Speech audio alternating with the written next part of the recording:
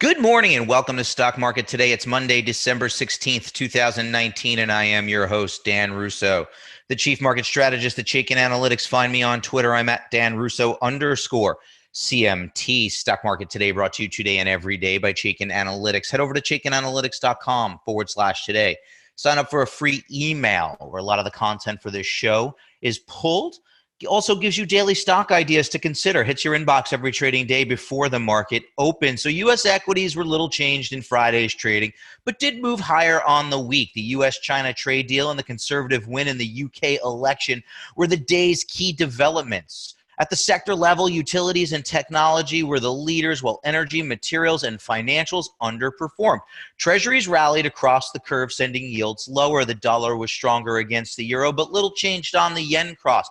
Gold was up 60 basis points. WTI crude was up 1.5%, closing above $60 a barrel for the first time since September. And as we get to the desk this morning, S&P futures are up 40 basis points after U.S. equities finished higher last week. Asian markets were mixed overnight, but China outperformed. European markets are seeing good gains here to get us going on a Monday morning. Treasuries are weaker with the curve flattening. The dollar is stronger against the yen, but weaker on the euro cross. Gold down 10 basis points, and WTI is trading flat in the early going here today. So let's take a look at the structure of the S&P 500. Record highs for this index as we continue to hold above the 3050 to 3100, the near-term support range that we are now highlighting. Below that, 3,000, psychologically important round number, is key support. It also is roughly the top end of this July through October trading range. And remember,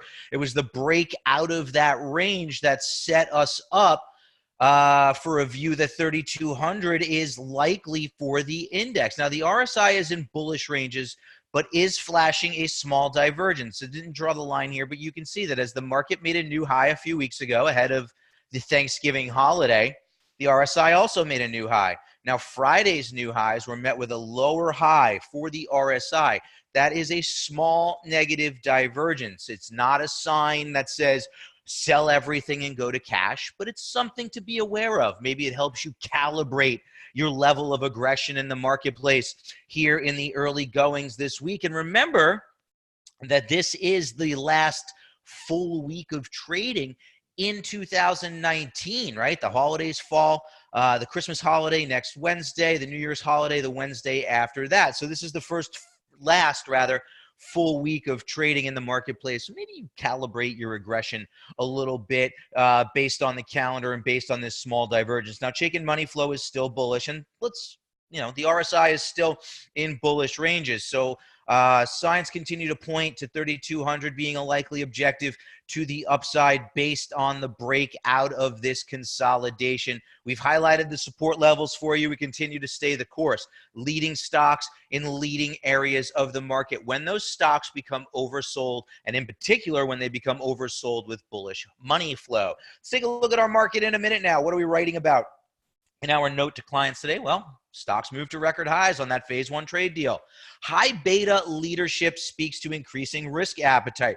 Remember, while the markets have rallied through 2019, the majority of the year was led higher by defensive areas of the market. Now we are starting to see, we've been talking about this for the past few weeks, signs of increased risk appetite on the part of investors. Commodities move higher, and we have to start to ask the question, will the commodity equities follow?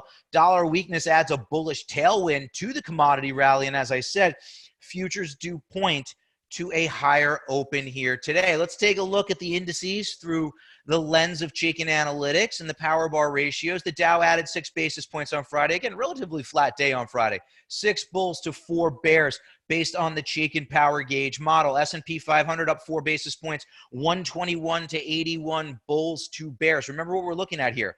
The number of stocks in each of these indices that with a bullish, neutral, or bearish Chaikin power gauge rating. NASDAQ was an outperformer, 25-15 bulls to bears. Small caps underperformed as bonds rallied, but still a solidly bullish power bar ratio for the small caps. 721 bullish or very bullish stocks for 262 bearish or very bearish stocks. Now, despite stocks moving higher, bonds also rallied on Friday. There was some chatter about the lack of specifics in the phase one trade deal. It gave a little bit of a risk-off message to the market on the day. Bonds rallied, sending yields lower, but according to the Chaikin Power Bar, small cap stocks and large cap stocks are bullish, and the major indexes remain bullish across the board. Now let's touch on our stock of the day, and you should recognize this one because I mentioned it last week when we were looking at the pharma ETF in that group. I said I was highlighting a name like Jazz Pharmaceuticals in my note, and now Jazz Pharmaceuticals is our auto-generated stock of the day. It's based on the power gauge rating, which is very bullish due to attractive financial metrics, very strong earnings performance, very strong price volume activity, and positive expert activity. So when we take these 20 factors, 5 in each of these 4 categories, and run them through our quantitative model, we get a very bullish power gauge rating. Strong trend above the rising long-term trend line following this breakout through key resistance at 145, and a strong industry group. We highlighted the pharma stocks last week, and we've been highlighting healthcare for some time. Now let's take a look at Jazz because it remains interesting to me. Bullish stock now outperforming the market in a bit of a personality change. Stock went from an underperformer to an outperformer. So the market and the model are now in agreement as that very bullish rating is met with an outperforming stock. Jazz is oversold based on our overbought, oversold indicator, and Chaikin money flow is bullish. So what do we have here? We have a stock that's in an uptrend that has become oversold with bullish money flow. This is the process. This is why I was highlighting it to our clients last week, and this is why I want to highlight it here today. I think Jazz is a compelling name. It is a leading stock in a leading industry, in a leading sector within a market that is still trending higher. Folks, this is the setup. Take a look at Jazz as a potential bullish idea for the portfolio into the end of the year. Let's take a look at our sector tracker now. The movement of the major sectors over the last 5 days. And as we said on Friday, it remains the case today. The top of this leaderboard is your cyclical names, right? This, again, speaking to a little bit of a more increasing risk appetite. Remember, as I said, 2019 for the majority was led higher by utilities, staples, real estate, the defensive areas of the market as yields were moving lower. The bond proxies in the equity market were moving higher. But we've since about the August, September timeframe, we've seen a rotation out of the defensives into the cyclicals, out of high growth and into value, right? We're seeing a more risk on type environment. We highlighted this in our note to clients on Friday when we were looking at our key themes and relationships. Tech at the top of the board. It's over 20% of the S&P 500. That's the right kind of leadership. Discretionary, financials, an area of the market that we've been excited about of late as rates have started to back up. Energy doing well, but the fundamentals there still remain questionable. Middle of the road, industrials, materials, healthcare, and towards the bottom, utes, staples, comms, and real estate. So you have your defensives at the bottom, your cyclicals at the top. That is the type of rotation that we've been talking about, and that's the type of rotation that speaks to increased risk appetite in the marketplace, in our opinion. Now, our industry and focus comes to us from that energy sector. It's the oil and gas equipment and services industry group, which has underperformed the S&P 500 over the past 6 months by 28.6%. And the power bar ratio, which measures future potential, is very weak with more bearish stocks than bullish stocks. It's currently ranked number 21 of 21 subsectors.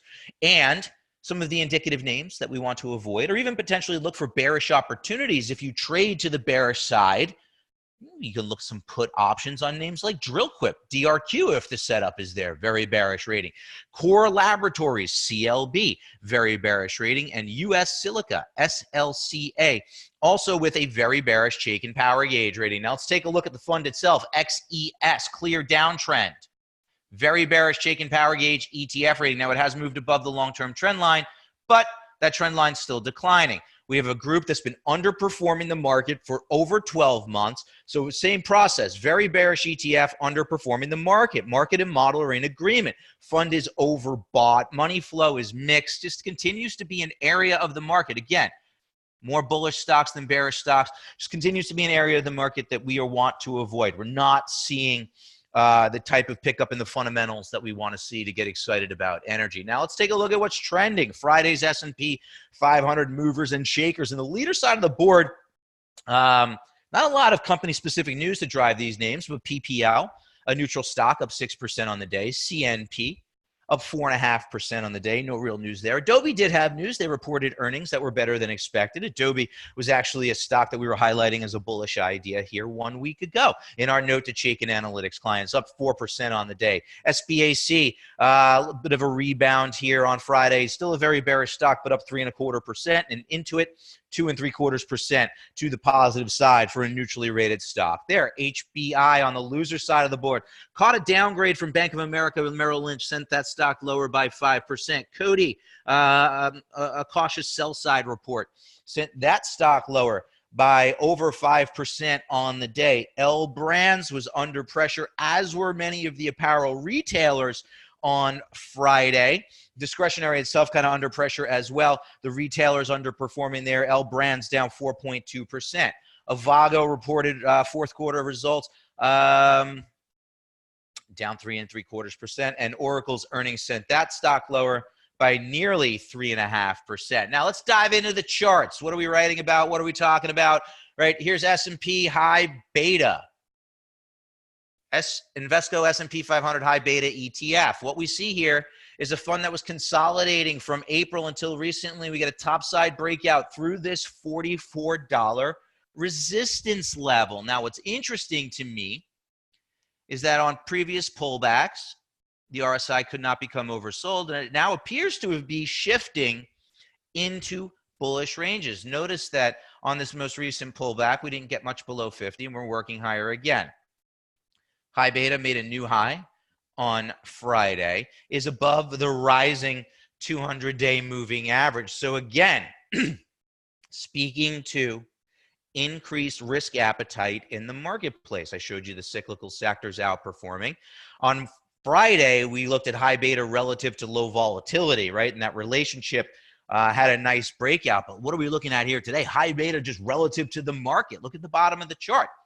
High beta, SPHB, relative to SPY, breaking that downtrend line and beginning to move higher. So moving higher to new highs on an absolute basis and breaking a downtrend on a relative basis points to increased risk appetite in the marketplace on the part of investors. And as long as this relationship remains in place, I think you're going to continue to see a rotation into those cyclical areas of the marketplace. Now, commodities move higher as relative strength improves, right? We've talked about this a little bit. Now, what we're looking at here are the DBC Invesco commodity ETF moving higher. Its relative performance has improved. That's not on the chart, but what I see on the chart here is oil, right? We talked about oil closing above 60 for the first time. We've seen oil start to move higher, and that's really helped the commodity complex. Take a look at the 200-day moving average starting to flatten out. DBC, the commodity index fund, is above it. Notice that the RSI is moving into bullish ranges. So again, speaking to that cyclical rotation, when we see commodities starting to do well, the next thing we want to look for is see if the commodity levered equities start to do well. Now, I told you that the energy complex still looks weak from a fundamental standpoint in Chaikin Analytics, and materials are kind of middle of the road.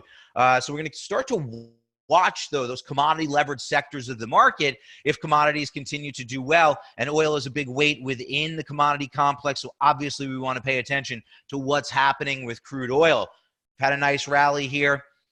From about the low 50s, now closing over 60 for the first time in some time for crude oil. We'll continue to watch that. We'll also continue to watch dollar weakness because we think that that's aiding the commodity trade. Here's UUP, the US dollar index ETF, right? Broke below the 50-day moving average, now declining. Still above the 200-day moving average, but we've broken this uptrend line off the early 2019 lows, all while the RSI makes a series of lower highs, indicating that momentum is shifting. Now, why are we paying attention? Because dollar weakness has coincided with commodity strength. And if the dollar continues to weaken, leading to further commodity strength, we want to continue to start to watch the commodity levered equities. Start to look to see if their power gauge rating speaks to what's happening in the marketplace. That's why we look at these cross asset class relationships. That's going to wrap it up for a Monday, folks. I will be back here tomorrow. Have a great day.